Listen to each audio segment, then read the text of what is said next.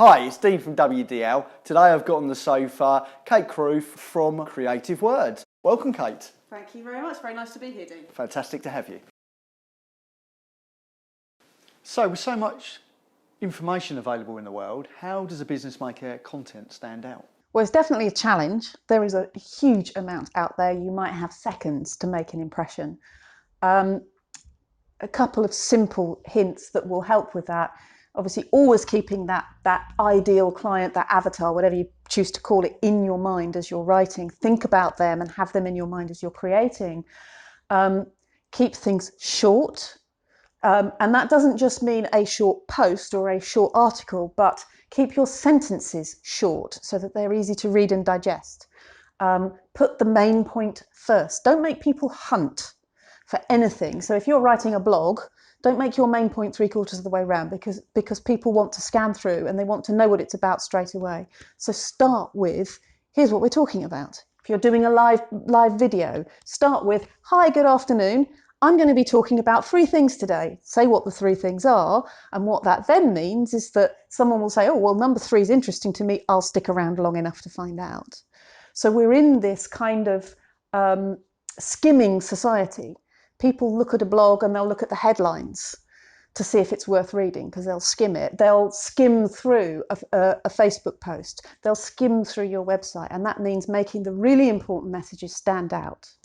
I suppose we're all fighting for attention, really, aren't we? We are, trying to grab that attention space is really quite hard. Absolutely. And people are very time poor, partly because there's more and more distraction, which means we're all distracted. We're not using our time very effectively, but also there's more and more pressure to do more all the time.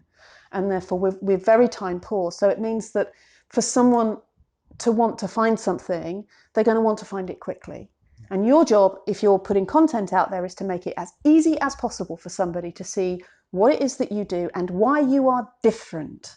That's the other thing that's really important to focus on. So, and that's particularly important in a competitive market or one that is, say, regulated. Accountants being a great example of that. Every accountant, because it's essentially regulated, is pretty much doing the same stuff. You're doing tax returns, you're doing company accounts, you're doing VAT returns. So saying you do those is almost unnecessary. You're an accountant, you're going to do those. Say up front what it is about you that makes you different. So when you're creating that content, do you tend to vary the length of it? So maybe in some areas you might have shorter posts, in other areas you might create more in-depth articles.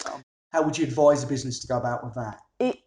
Yes, it depends. I mean, there's some rules of thumb. You know, Facebook posts, you keep them nice and short. Twitter obviously has its own limit built in, so you limit to Twitter. If you're doing social media, images help massively, and there are certain images that work really well. People like strong colours, they like faces, and this is the weird one, they like hands. Really? Yeah, I know. I couldn't believe it when I came across it either. But images of hands get more engagement than images without hands in them. So certain things like that, and those trends are always changing. They're quite easy to find. There's lots of companies that go out with and saying these images are really trending at the moment. People find them, people are attracted to these. So bright colours, things like that. Images do really help. Clear headlining and laying things out so that they're simple to do. But then length really is, it is variable.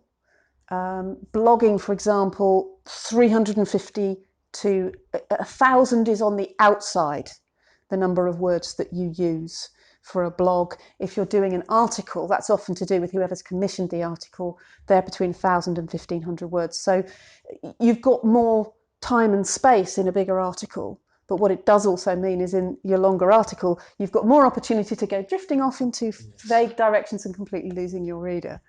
So it's important to have a structure to start with. Very important to start with your planning. And this is why I say writing comes last. Yeah. You know, always have your strategy and your plan worked out. And when you're writing an article, you start by outlining. That's how we as a business always do it, is we'll say, okay, so here are the 5 key points that we want to get through. We want to make sure we hit all of those. And therefore, how do we then structure this article so that it runs through all of those key points? And that works for a Facebook post, and it works for a 1,500 word article, and it works for a 100,000 word book. So